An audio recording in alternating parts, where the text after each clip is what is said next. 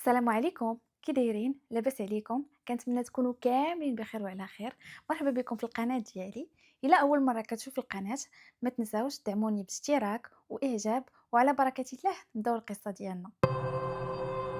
ما كايناش شي ليله كتشبه الليله الاخرى في الزناقي ديال كازا، ولكن ليله السبت ديما كتكون عامره، خاصه في المعارف. حتى النهار جميله اللي في عمرها 24 عام، وهي وحده من بنات الليل، كانت واقفه في واحد القنت مظلم قريبه من زنقه درب الخربه اللي كيقولوا عليها ناس الحومه انها عامره جنون، وكيتجنبوا يدوزوا منها حتى في النهار. اما الليل راه ما كانش اللي كيوقف حداها، حيت فيها الريحه ديال العفن والكبريت الخفيف. الا جميله ما كانش كتهتم بهاد الخرافات ديال الشوافات، واخا عياو صحاباتها من نفس الدومين يوصيوها. كان الهم ديالها الوحيد هو تجمع الفلوس باش تخلص الكرا ديال الاستوديو الصغير اللي كاريه مع ماماها واختها في درب غلف، حيت كانت هي المسؤول الوحيد عليهم. ديك الليله كانت لابسه كسيوه في الكحل ومونطو في الكحل، مكياج خفيف، وكتبان زوينه بزاف. عينيها كتدور وكتقلب على شي كليان يكون باين عنده الفلوس وما يتشطرش معاها. ميلا كتقول الساعه كانت واصله جوج ديال الليل، فيا الموت ديال البرد، والضو ديال البوطو كان كيترعد فوق راسي وكيخلي الظلال طويله كتلعب في الحيط بقوه ما كان الريح. شويه حسيت بالجو تبدل، البروده اللي كانت داخله ليا في عظامي تبدلت لسخونيه خفيفه بحال البخار ديال شي ماكله محروقه. وشميت ديك الريحه المعروفه، ريحه الكبريت، ولكن هاد المره كانت مجهده بزاف. ما بغيتش نعمر راسي، ولكن الحاجه اللي خلاتني نتخلع بزاف هو الصوت ديال الهمس اللي جاي من الزنقه الخاويه. ماشي همس ديال بنادم، لا، بحال الحشرات كبار بزاف كيدويو بلغه ما مفهوماش. هنا صافي سيطر عليا الخوف ديال بصح. غمضت عيني وزيرت على يدي، بقيت كنقول اعوذ بالله من الشيطان الرجيم، غير الوسواس يا جميله، غير الوسواس، غير الوسواس. غير حليت عيني كيبان لي واحد الراجل طويل في داك الظلام جاي من جهتي. في الاول طمنت كيحسب لي واش شي كليان، ولكن بانت لي واحد الحاجه غريبه. الراجل بحال ما كيتمشاش في الارض، بحال الا طاير في داك الظلام. ما عرفتش منين جبت الشجاعه اللي خلاتني بدلت الخوف بابتسامه، وقلت ليه بصوت حنين: مسا الخير يا سيدي، هاد الليله ليلتنا ياك؟ ما كنتش عارفه انه بصح هادي ليلتي، وغتكون اكفس ليله في حياتي. وقف قدامي ما تكلمش، غير شاف فيا، والعينين ديالو كانوا حمرين بحال الجمر.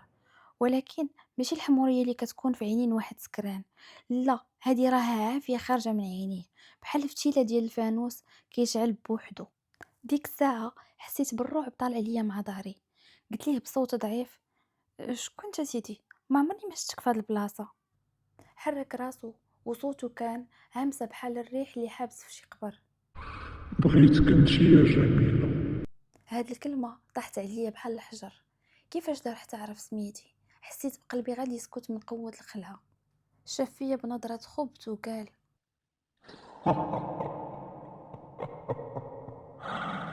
أنا اللي كيشوفك كل ليلة، أنا مالك هاد المكان، أنا عاشقك يا جميلة.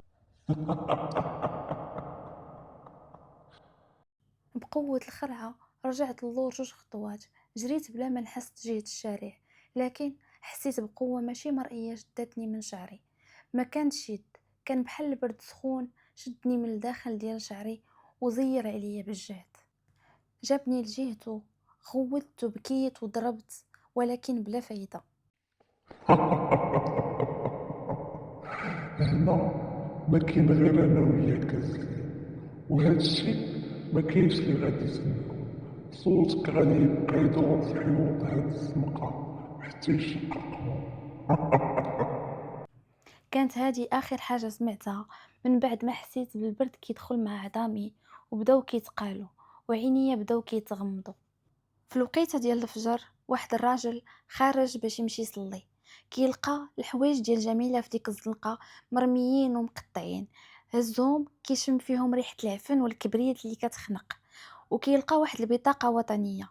هادشي اللي خلاه يعيط للبوليس، اللي ما لقاو لا جثه لا دم لا اثر ديال الصراع، من غير ديك البطاقه اللي فيها عنوان الاستوديو فين كانت ساكنه جميله مع الام والاخت ديالها، اللي تخلعوا عليها بزاف. رجعوا للبلاصه فين لقاو البوليس الحوايج، سولوا الناس بزاف، والاغلبيه كيقولوا لهم داها مول المكان.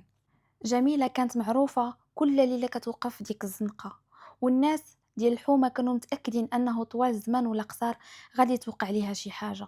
هادشي اللي خلاهم يتعاونوا مع الأم وجابوا راقي متمكن اللي كان كل نهار كيرقي الزنقة لمدة طويلة.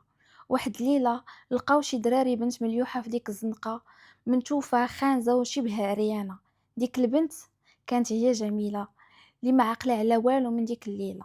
الحمد لله أن البوليس رجعوها لدارهم، والناس ديال ديك الحومة اللي جابوا الفقيه عاونوها تلقى خدمة وبعدات على ديك الطريق. اليوم درب الخربة زادت فيه الوحشية في الليل، خصوصا فاش كيتشد الظلام وكيكون البرد. جميلة ولات حكاية كتعاود في المدينة بين الكبير والصغير، كتعاود بين الناس اللي عاشوها واللي ما عاشوهاش، كاين اللي مصدق وكاين اللي لا، وكاين اللي كيقول هذه غير خرافة كيخلعوا بها بنات الليل. وانتوما اش بان ليكم؟ زعما القصة تكون حقيقية؟ مهم خليو لي الآراء ديالكم، واللي فايت سمع ولا عاش شي حاجة غريبة بحال هادي يخليها لي في انستغرام اللي غادي نخليه لكم في صندوق الوصف. كنشكركم بزاف واللهم احفظنا ونجينا من شر الجن الإنس من شر الجن والإنس، والله يغفر لينا ولجميع المسلمين والمسلمات. باي.